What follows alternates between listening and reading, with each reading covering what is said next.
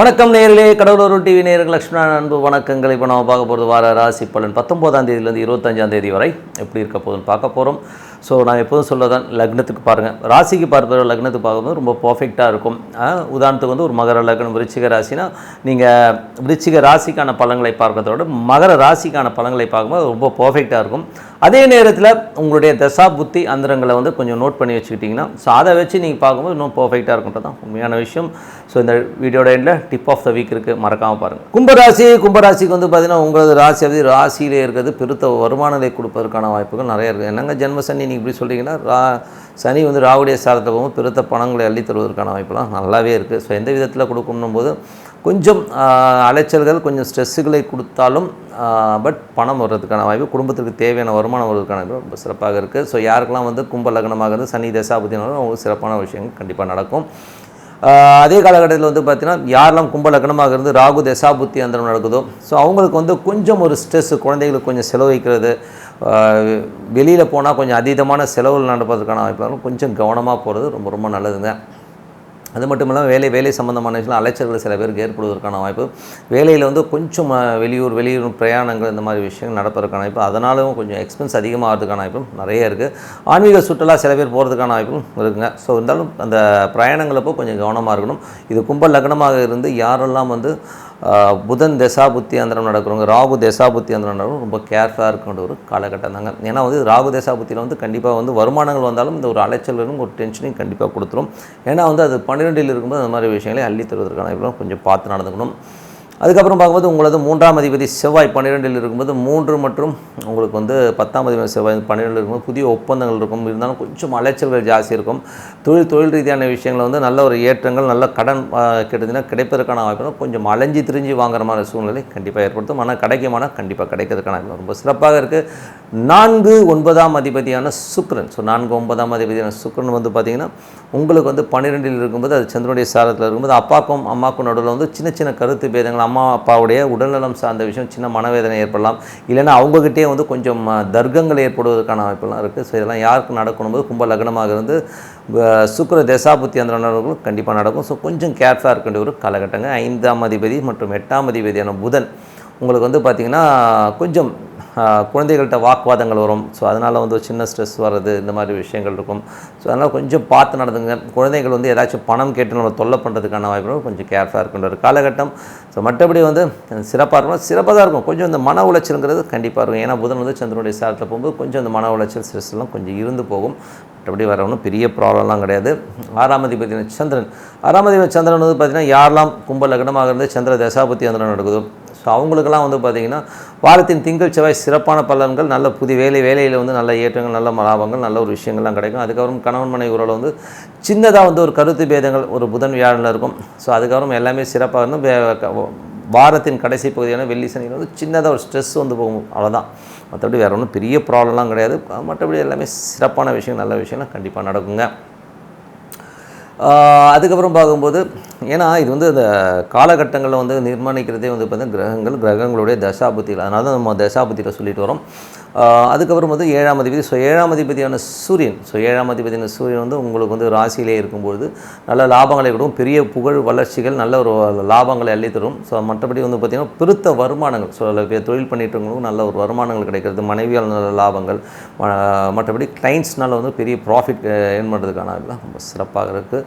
So அதெல்லாமே ரொம்ப சிறப்பு தான். ஸோ கணவன் மனைவி உறவில் வந்து கூட பார்த்திங்கன்னா ஏதாச்சும் பிரச்சனைகள் இருந்தால் அதெல்லாம் கிளியர் ஆகி அவங்க வந்து ஒன்று சேருவதற்கான வாய்ப்பும் நிறையா இருக்குது. இதெல்லாம் யாருக்குன்னா கும்ப லக்னமாக இருந்து சூரிய தசாபுத்தி அந்த நடக்கிறவங்க கண்டிப்பாக நடப்பதற்கான வாய்ப்புலாம் ரொம்ப நல்லா இருக்குது. ஸோ மற்றபடி வந்து உங்களுக்கு 9ஆம் அதிபதி சுக்கிரன், ஸோ 9ஆம் அதிபதி சுக்கிரன் வந்து பார்த்திங்கன்னா உங்களுக்கு 12இல் இருக்கும்போது அப்பா சம்மந்தமான விஷயங்கள் வந்து சின்னதாக ஒரு கருத்து பேதங்கள் வரும், வாக்குவாதங்கள் வரும். சில பேருக்கு வந்து பணி நிமித்தமாக வெளிநாடு செல்வதற்கான வாய்ப்பும் ஏற்படலாம். இதெல்லாம் யாருக்கு நடக்கும், யாரெல்லாம் கும்ப லக்னமாக இருந்து சுக்கிர தசாபுத்தி அந்த நடக்கும் கண்டிப்பாக வந்து பிரயாணம் ஏற்படுவதற்கான வாய்ப்பும் ரொம்ப நல்லா இருக்குது.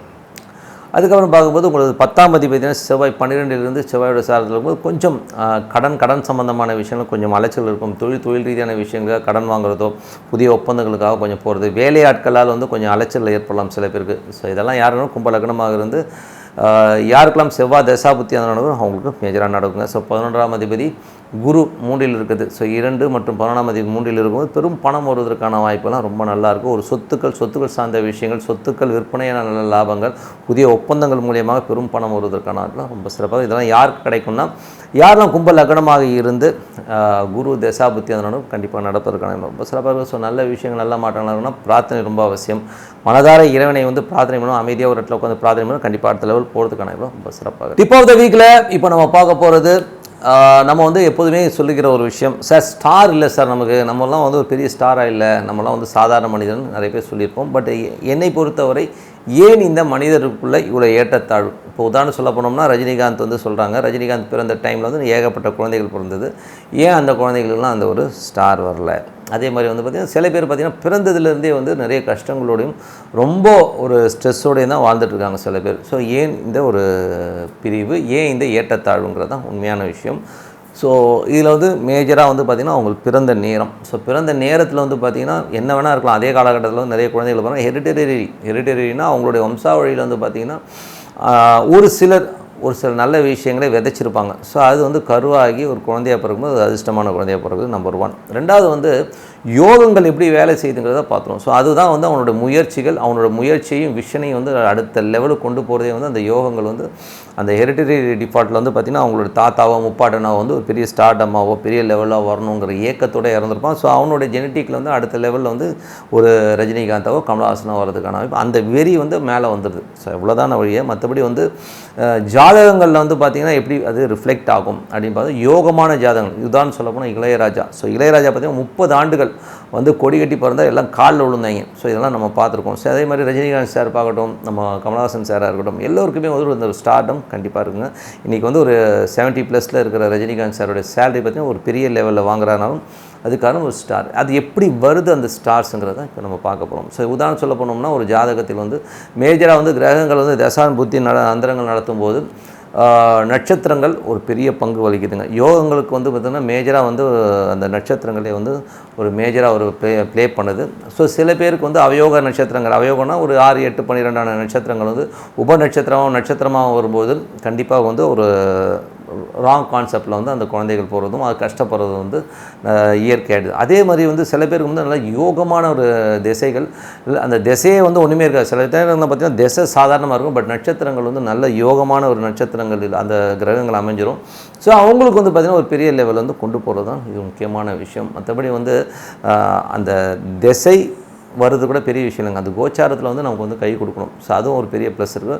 ஸோ இவங்களுடைய ஸ்டார்ஸ் வந்து பார்த்திங்கன்னா மேஜராக பார்த்திங்கன்னா சில பேருக்கு வந்து ஒரு 2-3 ஸ்டார் வந்து பக்காவாக உட்காந்துருங்க. ஸோ அது அவங்களெல்லாம் வந்து கையிலே பிடிக்க முடியாது. அவங்களாம் பார்த்திங்கன்னா ஒரு 30 ஆண்டுகள் வந்து கொடி கட்டி பறக்குது, 40 ஆண்டுகள் கொடி கட்டி பறக்கலாம் வந்து இந்த ஸ்டார்ஸை வச்சு தானே அப்படியே. மற்றபடி வந்து தசாபுத்திகள்லாம் வந்து அடுத்த லெவல். பட் ஹெரிட்டரியும் ஒரு காரணம் இருக்குது. பட் இருந்தாலும் இப்போ ரஜினிகாந்த் வந்து பிறந்த டைமில் வந்து நிறைய குழந்தைகள் பிறந்தாலும் அந்த குழந்தைகளில் வந்து பார்த்திங்கன்னா அது வந்து அந்தந்த லெவலில் வந்து அதோடைய எய்மில் வந்து இவர் வந்து ஒரு 1 லட்ச ரூபாய்க்கு வந்து சக்ஸஸ்ஃபுல்லாக இருக்காருன்னா அந்த குழந்தைகள் வந்து ஒரு 10,000 ரூபாயில் சக்ஸஸாக இருக்குன்றதான் விஷயம். மற்றபடி சக்ஸஸாக இல்லைன்றது வந்து சொல்லவே முடியாது. பட் அந்த உபநட்சத்திரங்களும் நட்சத்திரங்களும் வந்து இதில் ப்ளே பண்ணும். இதில் வந்து 10 செகண்டில் வந்து ஒரு உபநட்சத்திரம் மாறுங்க. ஸோ 10 செகண்ட்ஸ்க்குள்ள வந்து உபநட்சத்திரம் மாறும். நட்சத்திரங்கிறது வந்து டே டு டே லைஃப்பில் மாறும். ஸோ இந்த ரெண்டும் சேர்ந்து விளையாடுறது தான் இந்த விளையாட்டே. ஸோ எல்லாமே இருந்தாலும் கோச்சாரம் கரெக்டாக வந்துன்னா சூப்பராக ஒர்க் ஆகுன்றது உண்மையான. ஸோ யோகங்கள் இப்படி தான் வேலை செய்யுதுங்கிறத மைண்டில் வச்சுக்கோங்க. அதனால் வந்து எல்லாத்தோட பெரிய விஷயம் என்ன தான் யோகங்கள் இருந்தாலும் நம்ம முயற்சி பெருசாக இருக்கணுங்க. ஏன்னா வந்து என்னை பொறுத்தவரை வந்து பெரிய யோகங்கிறது வந்து எனக்கு வந்து ஒரு பிரியாணி கிடைச்சா போதும் அப்படின்னு சொல்லி ஓடினீங்கன்னா அந்த பிரியாணி கிடைச்சாலே அது பெரிய யோகமாக கிடைக்கும் உங்களுக்கு. ஸோ என்னை பொறுத்தவரை ஒரு 1000 கோடி 100 கோடி அப்படின்னு பின்னாடி போகும்போது அது பின்னாடி ஓடும்போது உங்களுக்கு அந்த பெரிய பணமோ பெரிய விஷயமோ கண்டிப்பாக நடக்கும். ஸோ அந்த யோக திசை வரும்போது அந்த 100 கோடியை கொடுக்க போகுது. இல்லைங்க எனக்கு வந்து இன்றைக்கி வந்து 10,000 ரூபா போதும், எனக்கு ஒரு பிரியாணி டெய்லி கிடைச்சா போதும் அப்படின்னு சொல்லி உடனே அந்த பிரியாணி கிடைக்கும்போது அது ரொம்ப சந்தோஷமான வாழ்க்கையாக மாறிடும். ஸோ உங்களோட மனசு எதை கேட்குதோ அதை கொடுக்கும். அதுக்கு யோகங்கள் வந்து இப்படி தான் வேலை செய்யும் ஒழிய ஸோ நீங்கள் கேட்குறதே பெரிதினும் பெரிதுகள் தான் சொல்லணும் இல்லையா. ஸோ உங்களுடைய ஸ்ட்ரக்சரை பெருசாகிடுங்க. எத்தனை பேர் வந்து நீங்கள் பார்த்துட்ருக்கவங்க ஒரு பெரிய எய்மோடு இருக்கீங்க, என்னை எவ்வளோ சம்பாதிக்கணும்னு நினச்சிங்க, இதெல்லாம் யோசிச்சு பாருங்கள். உங்களுக்குள்ளே கேட்டு பாருங்கள். நம்ம எல்லை வந்து ரொம்ப சின்னதாக தான் இருக்கும். காரணம் இல்லை, உங்களுக்குள்ளே ஒரு எல்லையை வகுத்துப்பீங்க. ஸோ இது இருந்தால் போதும்னு. அப்படி இல்லாமல் நல்லா பெருசாக எய்ம் பண்ணுங்கள். பெரிய வாழ்க்கை உங்களுக்காக காத்திருக்கு. அதுக்கு பிரார்த்தனையும் அவசியம். ஸோ மனதார பிரார்த்தனை பண்ணி பெரிய லெவலில் வரணும்னு சொல்லி நீங்கள் கனவு பண்ணிங்கன்னா கண்டிப்பாக கிடைக்கும். ஸோ அதுக்கான முயற்சியில் எடுங்க. அப்படி யோகங்கள் ஸ்டார்ஸே ஒர்க் ஆகலனோட ஒரு ப்ரேயரில் அட்லீஸ்ட் 3 வருஷமோ 5 வருஷமோ உங்களை ஒரு பெரிய லெவலில் கொண்டு போய் உட்கார வச்சுருங்கிறதுல எந்தவித மாற்றம் இல்லைன்னு சொல்லிட்டு உங்களிடம் விடைபெறுவது உங்கள் லட்சுமி நாராயணன். கடவுள் அருள் டிவியை பார்த்தமைக்க நன்றிகள். மேலும் இது போன்ற தகவல்களை தெரிந்து கொள்ள கடவுள் அருள் டிவியை சப்ஸ்கிரைப் செய்யுங்கள். மறக்காமல் பெல் ஐக்கானை கிளிக் செய்யுங்கள்.